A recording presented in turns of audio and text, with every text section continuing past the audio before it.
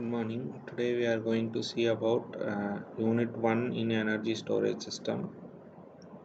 So these are the contents in this unit: need for energy storage, battery and components of cells and batteries, classification of batteries, operation of a cell, calculation of theoretical cell voltage, capacity and energy, electrochemical principles and reactions, cell polarization, electrical double layer capacity and ionic adsorption, mass transfer to the electrode surface, factors affecting battery performance, and the battery standards.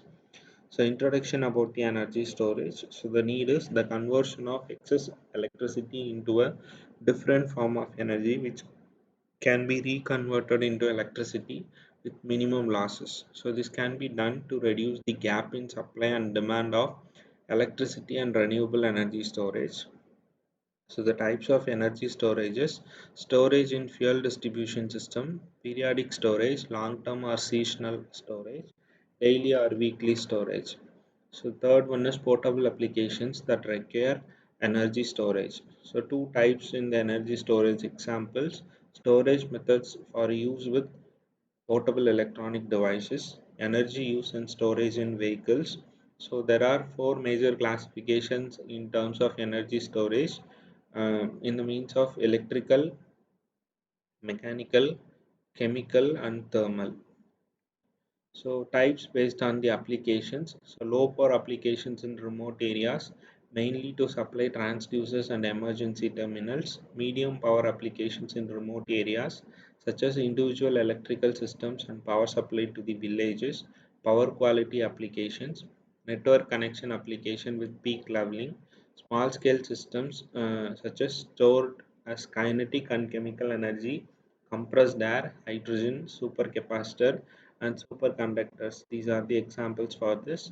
Large scale systems stored as gravitational energy in hydraulic systems, and thermal energy, chemical energy in batteries or compressed air. So the need for energy storage, it has many benefits, particularly in the development and integration of renewable energy storage technologies. Some renewable energy sources have intermittent generation, which means that electricity is only produced when the sun is shining or the wind is blowing.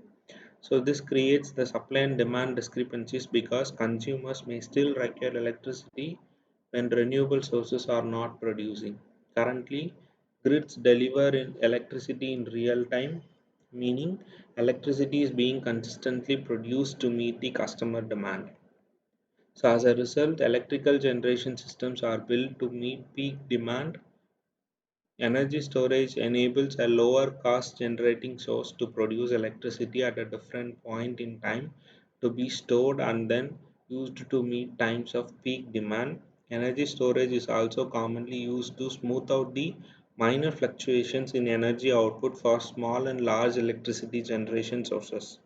Storage also provides increased reliability and strengthens system resilience to large and small substation levels. Energy storage is also commonly used in transport like electric vehicles, trains, and bikes. So, parameters of storage technologies. The first one is storage capacity. It is defined as the amount of energy available in the storage after completing the charging cycle. Energy available determined by the dimensions of the generator motor system used in the conversion process of stored energy.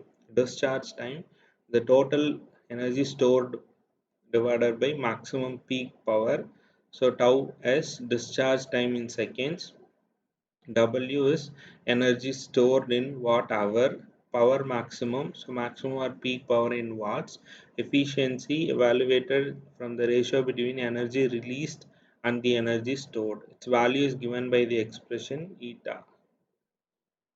So these are all additional parameters. Battery, so there are several types of batteries. First one is solid state batteries, a range of electrochemical storage solutions including advanced chemistry batteries and capacitors. Flow batteries, batteries where the energy is stored directly in the electrolytic solution, enabling longer charge or discharge cycle, usually 4 hours each. Flywheels, mechanical devices that harness rotational energy to deliver instantaneous electricity. Compressed air utilized to create energy reserves. Pumped hydropower creates energy reserves by using gravity and the manipulation of water elevation. Thermal energy capturing heat or cold to create energy. Components of cells and batteries. So there are three major components. The anode or negative electrode, reducing or fuel electrode which gives off electrons to the external circuit and is oxidized during the electrochemical reaction. The cathode or positive electrode, the oxidizing electrode, which accepts electrons from the external circuit and is reduced during the electrochemical reaction. The electrolytic or the ionic conductor, which provides the medium for the transfer of charge as ions inside the cell between anode and cathode. So the electrolyte is typically a liquid such as water or other solvents with dissolved salts, acid or alkalis to impart ionic conductivity. The cell itself can be built many shapes and many configurations: cylindrical, button, flat, prismatic, and other particular shapes.